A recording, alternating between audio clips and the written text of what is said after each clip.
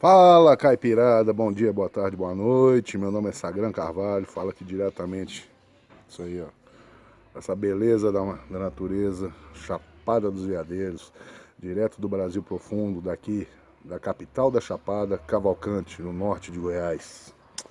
Vamos lá? O epílogo do Império Soviético. Senhor presidente do Congresso, o presidente dos Estados Unidos anunciou em alto e bom som o sargento de armas da casa, fazendo o plenário da Câmara dos Deputados explodir numa salva de palmas. Um homem esguio, de 1,85 m, terno cinzento, gravata de listras azuis e cinzentas, apareceu à porta. Acompanhado de membros seletos da Câmara dos Deputados e do Senado, dirigiu-se à mesa do secretário da casa. Sorridente, trocou apertos de mãos e saudações e apontou de vez em quando para um congressista, um senador ou um membro do governo, todos ansiosos por vê-lo e dirigir-lhe uma ou duas palavras. Aplaudiram-no durante muito tempo quando ele chegou à mesa. O homem, que era o centro das atenções, estava evidentemente satisfeito. Prometera à plateia falar em grandes coisas naquele dia, em grandes mudanças e em grandes problemas. Cumpriu sua promessa. Era um pouco mais de 21 horas de 28 de janeiro de 1992. O presidente George H.W. Bush estava prestes a fazer seu terceiro e, como a imprensa antecipou, mais importante discurso sobre o Estado da União diante de um público telespectador de milhões de americanos. Esperava-se que, além de refletir acerca dos anos mais extraordinários de sua presidência e de toda a história pós-Segunda Guerra Mundial de seu país, ele resumisse políticas para o futuro dos Estados Unidos e do mundo. Quando os aplausos enfim cessaram, Bush disse à plateia, aspas, sabem, com a enorme propaganda que este discurso teve, eu quis garantir que ele seria um grande sucesso, mas não consegui convencer Bárbara a fazê-lo por mim. Fecha aspas. Ouviu-se uma nova explosão do plenário, onde os membros da sessão conjunta do Congresso o aplaudiram de pé. Normalmente frio e reservado, Bush, obviamente, acertou com a piada autodepreciativa. Bárbara, com seus cabelos grisalhos e rosto largo de vovó, estava na primeira fila da galeria, ao lado do pregador batista Billy Graham, o religioso mais famoso do país. Sem dúvida, tinha um charme que faltava ao seu marido. Porém, daquela vez, ele se mostrou à altura da situação. O discurso preparado com a ajuda de consultores de mídia, alguns dos quais o haviam assessorado durante a campanha presidencial anterior, continha frases fortes que levariam o público a tornar a se levantar mais de uma vez. Um trecho que deixou republicanos e democratas ávidos por mostrar solidariedade ao presidente foi a exposição da política externa americana e da transformação positiva da política mundial, que se verificara desde seu discurso sobre o Estado da União anterior, em janeiro de 1991. Os sucessos de Bush na arena internacional eram reconhecidos tanto por amigos quanto por adversários. Hoje estamos num momento dramático e profundamente promissor da nossa história e da história do homem na Terra, declarou. Continua. Nos últimos 12 meses, o mundo vem presenciando mudanças de proporções quase bíblicas. Bush se referia aos acontecimentos extraordinários de 1991, ano que se iniciou com os americanos e seus aliados lançando a Operação Tempestade no Deserto contra o Iraque, controlado por Saddam Hussein, e terminou com o fim da União Soviética. Aspas, o comunismo morreu esse ano, disse Bush à Assembleia exultante. Porém, a maior coisa que aconteceu na minha vida, na nossa vida, é que, pela graça de Deus, os Estados Unidos ganharam a Guerra Fria. Tais palavras foram recebidas com vivas e ovações de pé. Minutos depois, ele capitalizou esse ponto ao declarar que a Guerra Fria não acabou, e sim foi ganha. George Bush continuou sua fala, honrando o sacrifício feito pelos soldados e contribuintes estadunidenses para alcançar a vitória, e concluiu com uma alusão emocional às futuras gerações de americanos. Aspas.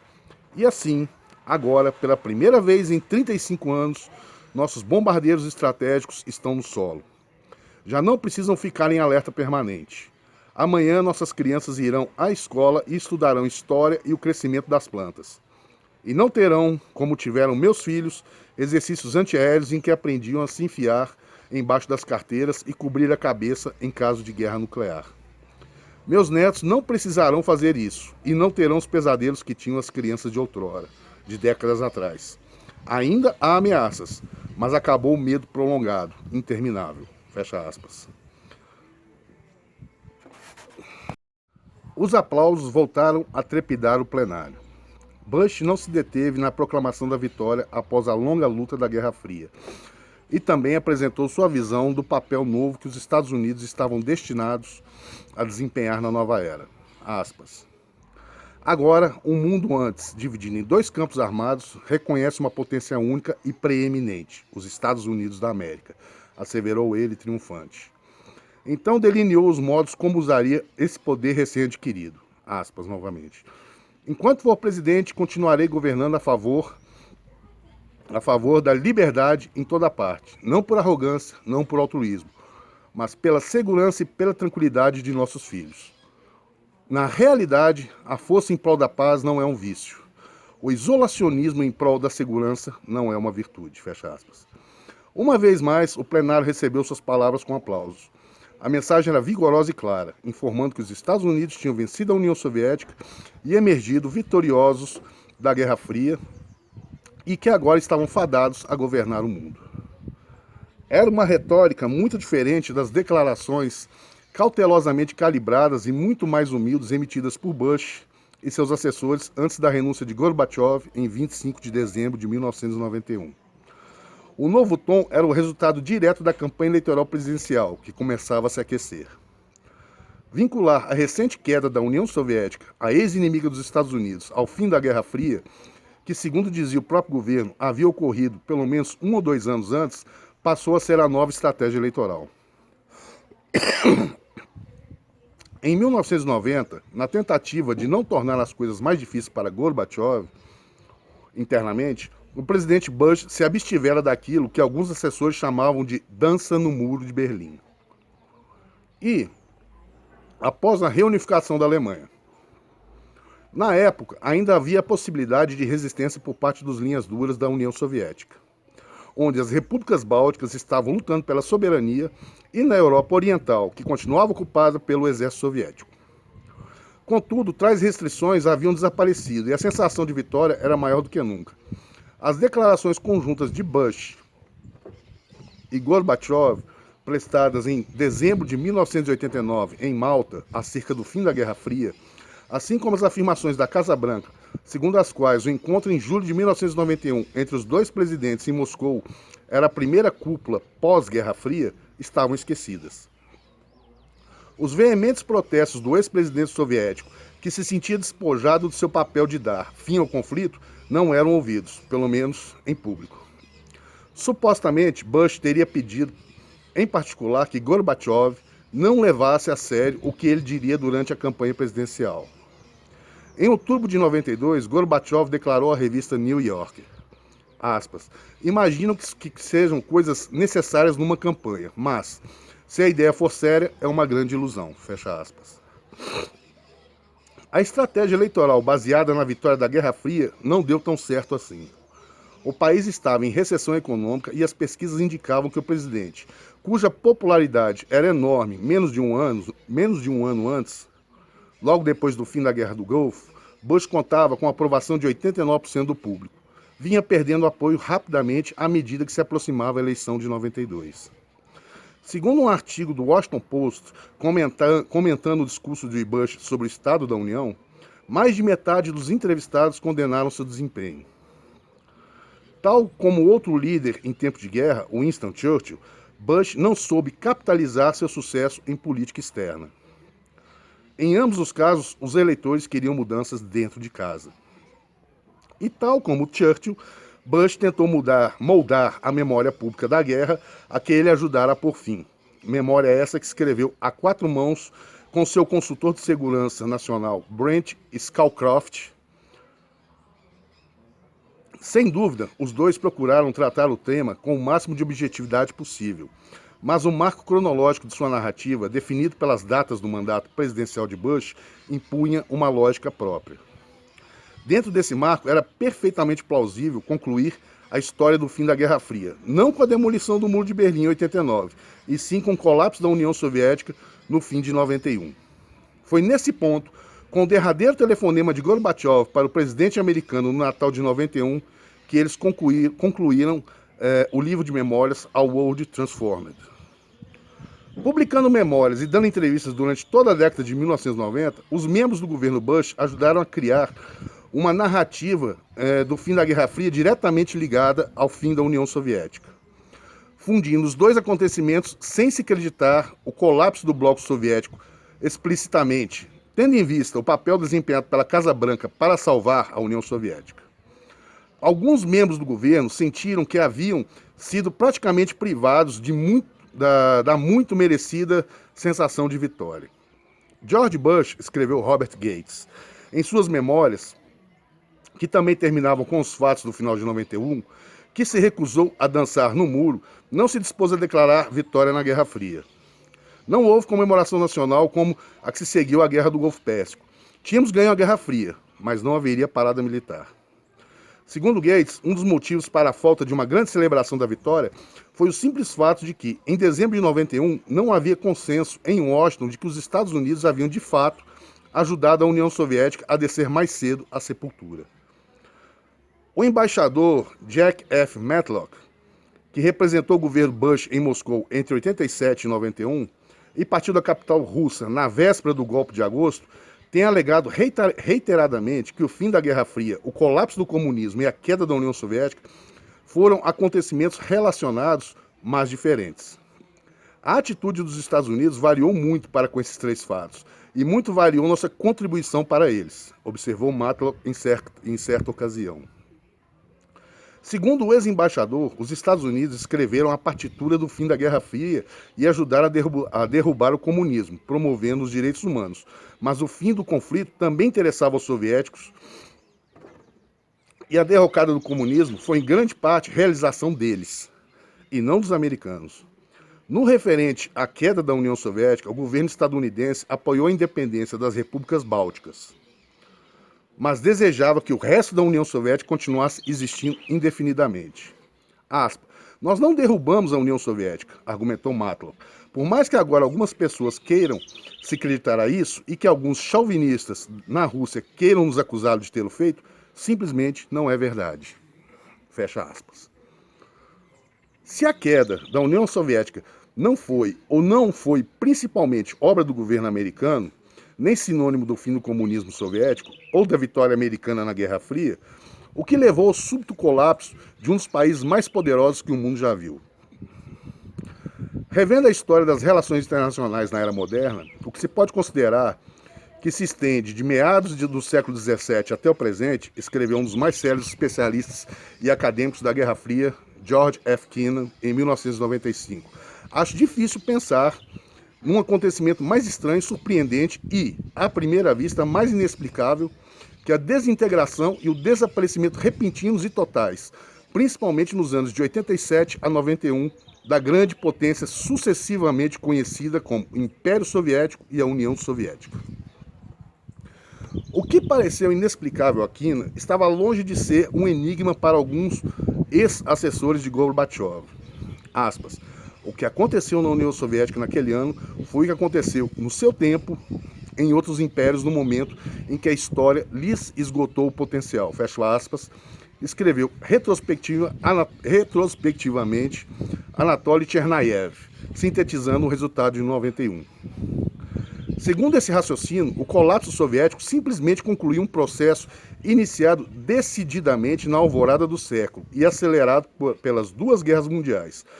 A desintegração dos impérios mundiais e seu desaparecimento do mapa político.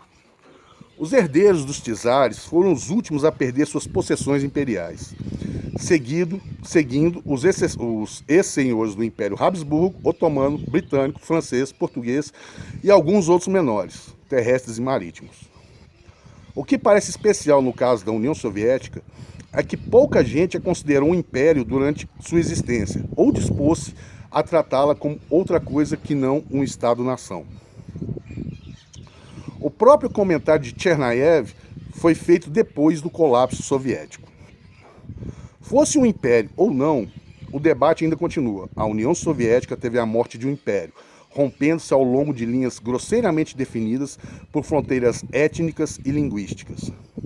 Conquanto haja diferenças importantes na maneira como os impérios mundiais se desintegraram, não faltam semelhanças impressionantes, especialmente quando se trata das experiências soviética e britânica. Em 1945, Stalin exigiu e recebeu 2 assentos para a Ucrânia e Belarus na Assembleia Geral das Nações Unidas. Repúblicas que foram tratadas pelos participantes da Conferência de Alta como equivalentes aos domínios britânicos. Não se comparavam com domínios britânicos, como o Canadá e a Austrália, no referente à autonomia e ao autogoverno. E sua composição étnica, diferente da Rússia, também as distinguia dos estados americanos típicos. Em Alta, o presidente Franklin Delano Roosevelt tentou negociar a acessão de 2 estados americanos às Nações Unidas, ideia rejeitada pelo público estadunidense. Do mesmo modo que fizeram os domínios britânicos, as repúblicas soviéticas abandonaram sua metrópole em 1991, conduzida por seus líderes e instituições nativos. Tal como ocorreu com outros domínios e possessões coloniais do século XX, algumas repúblicas soviéticas deixaram o núcleo da União não contra o desejo da nação dominante, mas em conformidade com ele. Os líderes da Federação Russa queriam que as repúblicas centro-asiáticas saíssem quando a Ucrânia abandonou a União.